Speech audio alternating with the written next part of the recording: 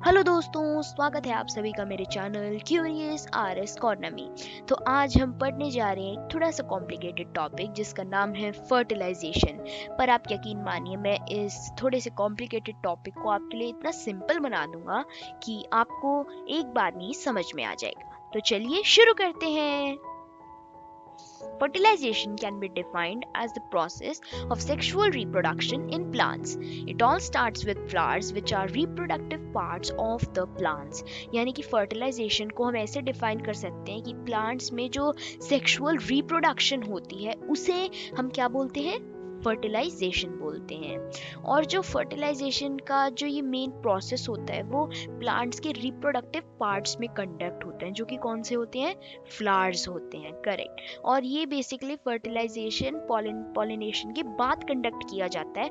और ये reproductive parts of the plants और फर्टिलाइजेशन के बारे में, मतलब फर्टिलाइजेशन से पहले जो पॉलिनेशन होता है उसके बारे में मैंने अपनी प्रीवियस वीडियो में बता रखा है।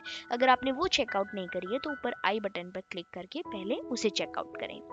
तो चलिए आगे बढ़ते हैं। अब यहाँ पर मैं आपको एक क्लिप दिखाऊंगा जिसके अंदर बेसिकली ये प्रोसेस है पूरा फर्टिलाइजेशन का, और उसके बाद मैंने कुछ स्लाइड्स डाली हैं। पर पहले मैं आपको वो दिखाना चाहूंगा ताकि ये क्लिप आपको लास्ट में ज़्यादा अंडरस्टैंडेबल हो। ये क्लिप है जिसको मैं आपको बाद में दिखाऊंगा। So first let's look inside the pollen now. Pollen grains are yellow powdery substances that consist of two layers. The outermost layer is called exine, which is generally thick, but there are some areas where it gets thin, known as germ pores. So pollen grains जो होते हैं वो yellow, एक type से yellow powdery substances होते हैं और उनकी बेसिकली टू लेयर्स होती हैं। सबसे आउटरमोस्ट लेयर को हम बोलते हैं एक्साइन, और जो कि मतलब बेसिकली थिक होती है जनरली, और कुछ एरियाज पे वो जगह जगह थिन हो जाती है, जिसे हम क्या बोलते हैं, जर्म पोर्स बोलते हैं। आप ये देखिए यहाँ पे इस डायग्राम के अंदर ये अच्छे से एक्सप्लेन किया गया है कि ये पॉलन ग्रेन्स हैं। ये इस टाइप के बड़े, ये बहुत ज़्यादा मैग्नीफाई किया गया है। पॉलन ग्रेन्स एक्चुअली बहुत बहुत बहुत ज़्यादा टाइनी होते हैं। और जहाँ पे ये देखो, ये जो थिक लेयर है ऑरेंज कलर में, इसे हम बोलते हैं एक्साइन। और जैसे कि यहाँ पे ये थिक लेयर मैंने आपको यहाँ पे बताया था, और बीच में जो ये गैप्स हैं, ये छोटे छोटे डेंट्स हैं अंदर की तरफ, इन्हें हम बोलते हैं जर्म पोर्स। अब नेक्स्ट लेयर को हम देखते हैं। So the inner layer is called intine, which contains two cells, which contains the smaller one is called generative cell, which divides to form male gametes, and the larger one is called a tube cell, which gives rise to a pollen tube. यहाँ पे which contains two cells दोबारा twice repeat हुआ है, इसे आप ignore करें। यहाँ पे देखिए, अब जो इनर वाली लेयर होती है वो थोड़ी थिन होती है और उसे हम बोलते हैं इंटाइन। आप ऐसे याद रख सकते हैं, जैसे यहाँ पे लिखा हुआ था, इस लेयर को बोलते हैं एक्साइन। सो एक्स से आप याद रख सकते हो कि जैसे एक्स का मतलब बेसिकली आउट होता है, तो ये आउटर लेयर होती है एक्साइन, और उसके बाद ये इन का मतलब अंदर, और इंटाइन यानी कि अंदर वाली layer.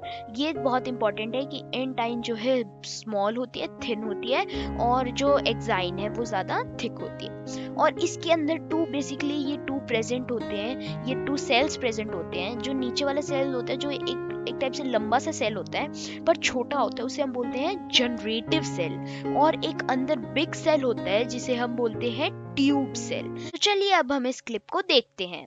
As we know, during the pollination process, the pollen gets transferred to the female reproductive organs and slips inside the ovary, and after which the pollen tube opens into the ovule and bursts into the embryo sac.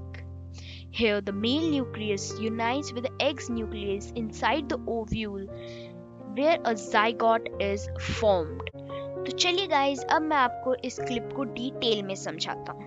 देखिए, सबसे पहले यहाँ बताया गया है कि pollination process जब conduct किया जाता है तो पॉलन जो है इस वे पॉइंट के थ्रू ओवरी के अंदर इनसाइड स्लिप हो जाते हैं, और यहाँ पर जो हमारे जनरेटिव सेल हैं जो मैंने आपको बताया था, वो इस वे के थ्रू एम्ब्रियो सैक के अंदर जाते हैं। एम्ब्रियो सैक के अंदर बीच में पोलार न्यूक्लियाई होता है, वहाँ पे एक सेल जाता है, और यहाँ पर जो नीचे, जहाँ पे मैंने आपको लास्ट में बताया था कि जाइगोट फॉर्म होता है, वहां पर वो कैसे होता है, यहाँ पर वही एक जनरेटिव सेल आकर यहाँ रुकता है और वो दूसरा जनरेटिव सेल जो है पोलार न्यूक्लियाई में चला जाता है। तो जो पोलार न्यूक्लियाई वाला जो सेल होता है उसके अंदर जो हमारे जनरेटिव सेल जाता है वो आपस में कंबाइन होने के बाद एक ट्राइपॉलेट बन जाते हैं, जो कि जो हमारा आगे फ्यूचर में जाके सीड बनने वाला है उसको न्यूट्रिशन प्रोवाइड करते हैं। और ये जो है ये मेन एक सीड फॉर्म होता है, जो यहाँ पे ये ब्लूइश कलर में हो चुका वो मेन सीड फॉर्म होता है। और ये पर्पल का काम हो, पर्पल कलर का जो ये सेल है इसका काम होता है उसे